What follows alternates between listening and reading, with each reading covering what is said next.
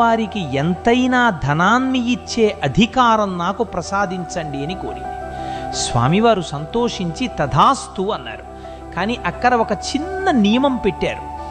లక్ష్మీదేవి ఎంత ఐశ్వర్యాన్ని ఇచ్చినా విష్ణుమూర్తి తలచుకుంటే దాన్ని మరుక్షణం వెనక్కి తీసుకోగలడు. ఇది గమనించిన సరస్వతీదేవి తమకు లక్ష్మి కంటే గొప్ప వరం కావాలని కోరింది.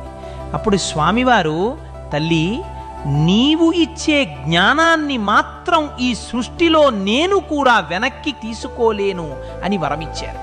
అందుకే లోకంలో ధనం వస్తుంది, పోతుంది, కానీ జ్ఞానం ఒక్కటే జీవుడితో శాశ్వతంగా ఉండిపోతుంది.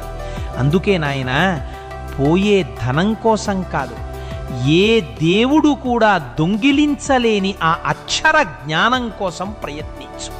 ఎందుకంటే